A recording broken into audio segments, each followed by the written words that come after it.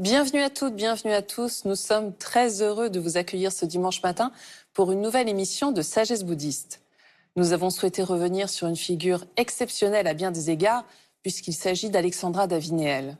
On connaît cette dernière comme une aventurière pionnière. Elle fut la première occidentale à entrer dans Lhasa, la capitale du Tibet, jusqu'alors interdite aux étrangers. On sait moins qu'elle fut également cantatrice, journaliste ou encore féministe engagée. Elle se surnommera d'ailleurs elle-même au tournant du XXe siècle la première bouddhiste de Paris. Nous avons souhaité, à travers l'exposition consacrée à son voyage à Lhasa qui s'est tenue récemment au musée Guimet, revenir avec notre invitée sur ce parcours et cette personnalité exceptionnelle. J'ai le grand plaisir d'accueillir pour en parler avec nous Rachel Guidoni. Rachel, bonjour. Bonjour. Vous êtes ethnologue spécialiste du Tibet. Vous avez enseigné pendant 15 ans au Guangzhou en ethnologie et géographie du Tibet. Donc, vous êtes actuellement bibliothécaire à la Bibliothèque nationale de France et vous avez travaillé pendant plus de 15 ans dans les bibliothèques avec des fonds tibétains à Paris. Alors aujourd'hui, vous travaillez entre autres avec la maison Alexandra d'Avinéel de Digne sur l'étude et le classement des archives, dont les photos d'Alexandra d'Avinéel. Oui. Alors, qu'est-ce que vous pouvez nous dire sur la première partie de la vie d'Alexandra d'Avinéel? Parce que finalement, cette femme a eu même plusieurs vies, si on peut dire. On peut dire ça, effectivement. Alexandra d'Avinéel est donc née en région parisienne, en 1868, à Saint-Mandé. Et elle n'a vécu finalement que 6 ans en France avant de partir avec sa famille s'installer du côté de Bruxelles, en Belgique, où elle a grandi dans un pensionnat, dans une famille bourgeoise. Et puis, à la fin de ses études, ne sachant pas trop quoi faire, elle s'est effectivement tournée vers le chant lyrique. Et elle a donné son premier concert à 20 ans. Et elle a eu un premier prix de conservatoire de chant, grâce auquel, effectivement, elle a fait certains voyages jusqu'en Asie. Mais elle a été à Hanoï, je crois. Tout à fait. Elle a voyagé jusqu'en Asie du Sud-Est, où elle a fait une grande tournée.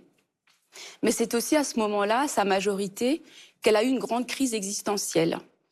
Et une amie à elle lui a dit de se rapprocher d'une société ésotérique qui était basée à Londres à l'époque, qui s'appelait la Gnose Suprême. Et donc Alexandra d'Avinéel est partie à Londres. Et c'est sans doute là qu'elle a découvert les philosophies d'Orient, les religions d'Orient. Et elle a passé un temps extraordinaire à lire et à découvrir et à se passionner pour ce nouvel horizon. Alors, je vous propose d'écouter tout de suite Édouard de Saint-Ours, qui est à la fois le commissaire, mais aussi le conservateur des arts photographiques au musée Guimet, qui nous explique ce qui s'est passé ensuite. Alexandra d'Avinéel cultive une passion pour le bouddhisme et pour la culture et la civilisation tibétaine. Elle a notamment appris le tibétain et d'autres langues asiatiques au Collège de France à la fin des années 1890, début des années 1900. Elle est elle-même bouddhiste pratiquante depuis 1889, probablement aussi sous l'influence de l'ouverture du musée Guimet cette même année, qu'elle visite assidûment.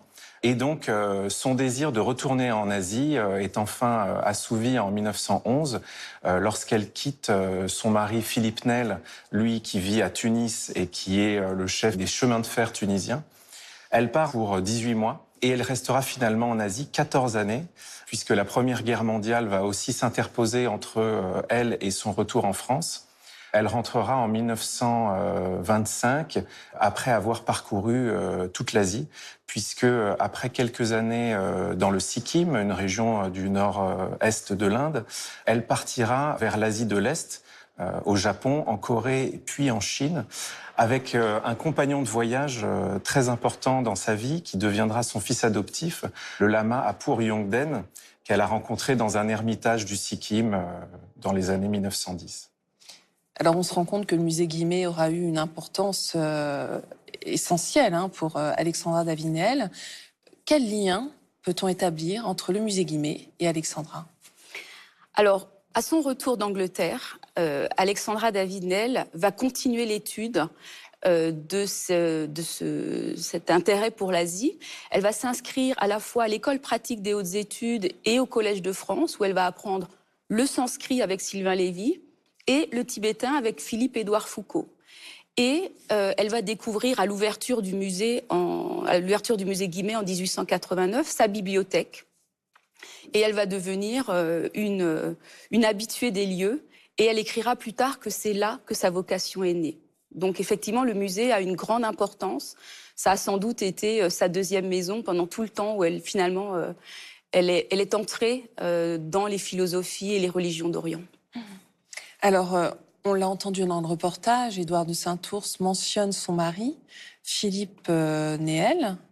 Ils ont une relation très particulière. Est-ce que vous pouvez nous en parler? Elle était teintée de bienveillance, hein, mais c'est vrai qu'il a joué un rôle important, notamment dans ses voyages. Tout à fait. Alors, elle rencontre Philippe Néel lors d'une tournée en Tunisie, lors d'une tournée artistique, hein, donc lorsqu'elle était encore chanteuse lyrique. Et elle le rencontre en 1900 et ils se marient en 1904. Il faut quand même voir qu'elle avait déjà 36 ans.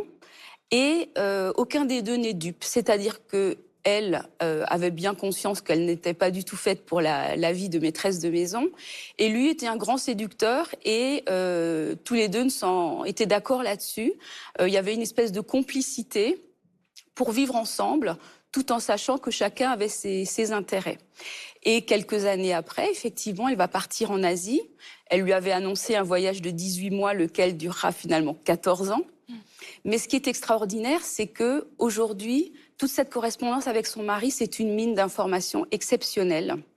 Et c'est grâce à cela, notamment, qu'on a pu aussi avoir des détails qu'il n'y a pas dans ce qu'elle a écrit au public sur tous ses voyages.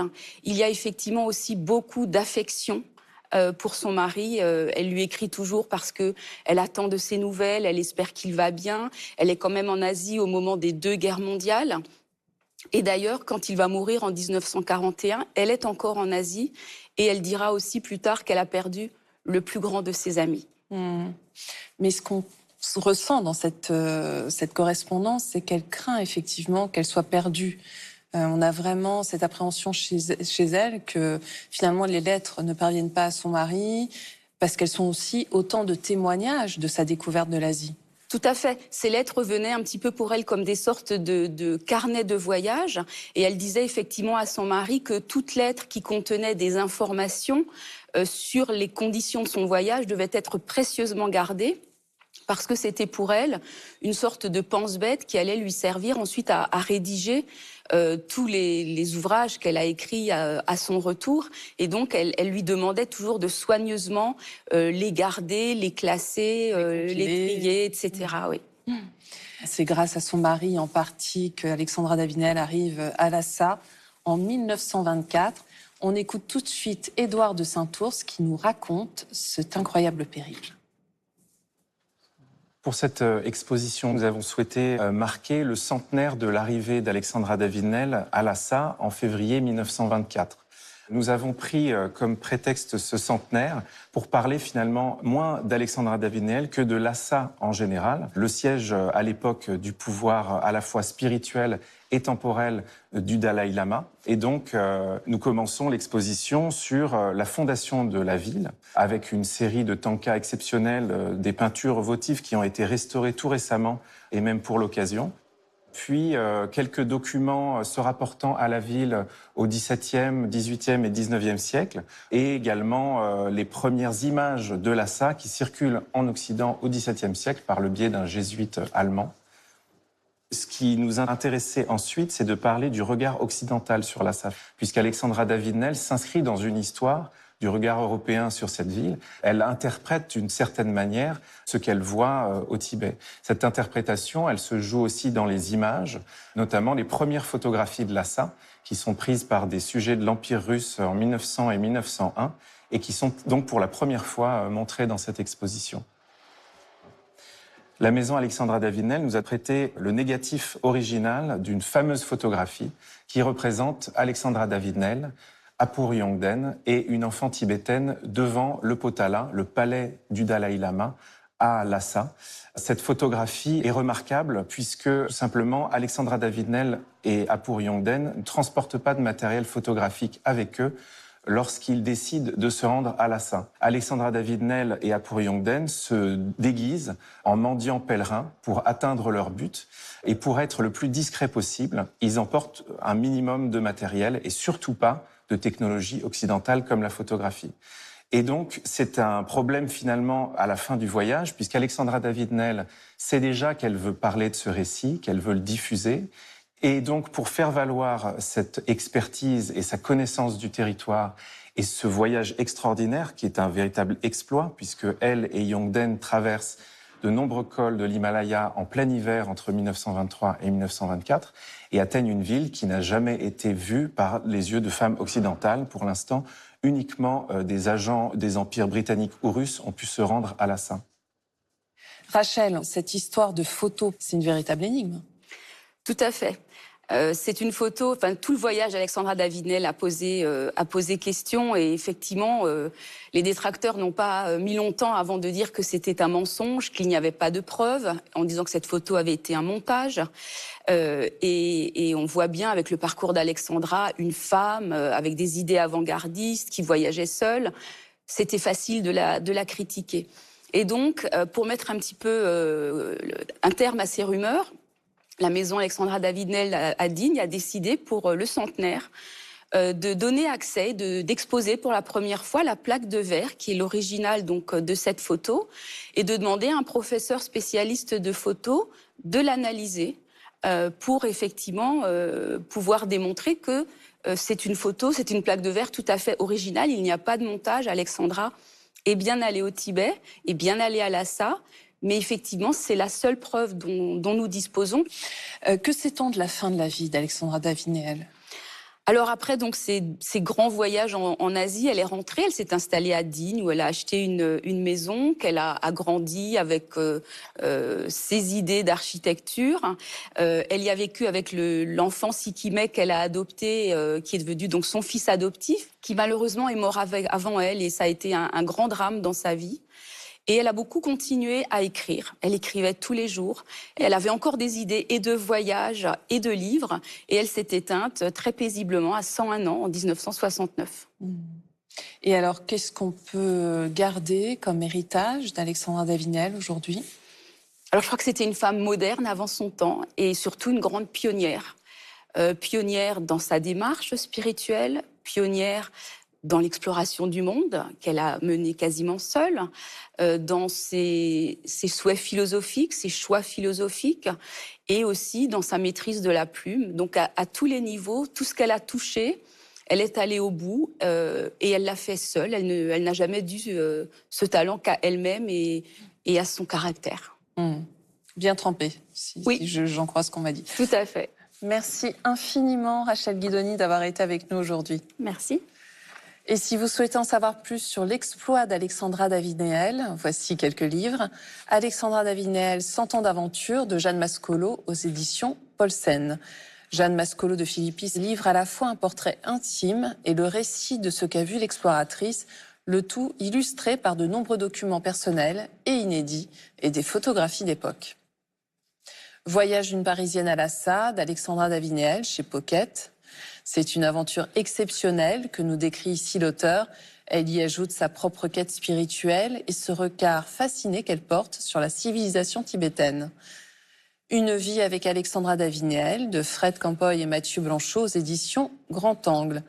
Les 4 BD, dans 2 coffrets, sont passionnantes. Le dossier documentaire à la fin est d'ailleurs très intéressant et complémentaire. Le scénario bien ficelé et cohérent jongle avec aisance entre les différentes époques de la vie de l'héroïne à travers des dessins et des couleurs magnifiques. Et enfin, le mag Sagesse bouddhiste, dont le dossier principal est consacré à un sujet qui nous concerne tous et toutes, la quête du bonheur. C'est la fin de cette émission. Vous pouvez la retrouver sur la plateforme France.tv. Nous vous souhaitons un très beau dimanche. À la semaine prochaine.